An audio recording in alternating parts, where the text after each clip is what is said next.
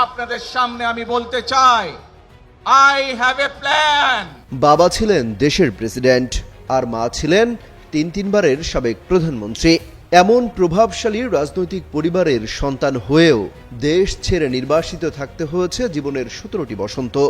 আরেক বসন্ত আসার আগেই ঘুরে গেল রাজনৈতিক মোড়। নির্বাসিত জীবন থেকে দেশে ফিরেই হলেন প্রধানমন্ত্রী। তিনি আসলেন, তিনি জয় করলেন। আজ এই পরিকল্পনা দেশের মানুষের 60 বছর বয়সী তারেক রহমান 25 ডিসেম্বর দেশের মাটিতে পা রাখেন রাজকীয় সংবর্ধনায়। তারপর মাত্র 1.5 মাসে নির্ধারিত হয় ভাগ্য।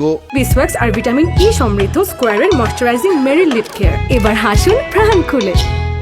আসীন হন ক্ষমতার সর্বোচ্চ মসনদে। তারেক রহমান 2007 সালে 1/11 পট পরিবর্তনের পর গ্রেপ্তার হন। 2008 সালে কারাগার থেকে মুক্তি পেয়ে চিকিৎসার জন্য সপরিবারে যুক্তরাজ্যে পাড়ি জমান।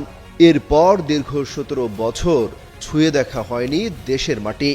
দীর্ঘ এই সময়ে হারাতে হয়েছে প্রিয় ছোট ভাই আরাফাত রহমান কোকোকে, অসুস্থ অবস্থায় জেলে দেখতে হয়েছে মাকে, এমনকি দিনের পর দিন দলকে কোণঠাসা অবস্থায় দেখতে হয়েছে 10,500 কিলোমিটার দূরে লন্ডনে বসে।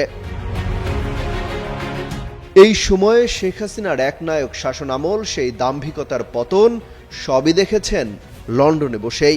5 আগস্টের পর দলের সুদিন আসলেও নেতাকর্মীদের ধৈর্য ধরার আহ্বান জানিয়ে গেছেন, সুসংগঠিত করে রেখেছিলেন ভার্চুয়ালি। ব্যক্তিগত জীবনেও তারেক রহমানকে চরম ধৈর্যের পরীক্ষার মুখোমুখি হতে হয়েছে।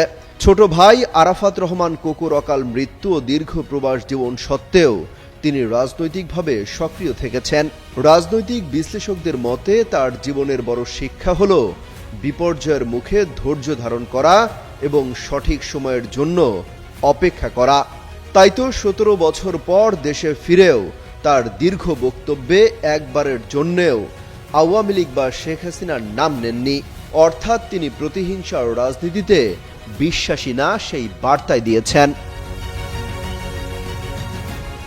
সব মিলিয়ে সংগ্রাম ও সংস্কারের মধ্য দিয়ে তারেক রহমানের রাজনৈতিক যাত্রা আজও তাকে পূর্ণতা দিয়েছে। মায়ের বিদায়ের পর দেশের দায়ভার নিজের কাঁধেই তুলে নিয়েছেন, যেন হাঁটছেন দেশের মানুষের জন্য বাবা মায়ের পথেই। অমিত হাসান রবিন, যুগান্তর নিউজ।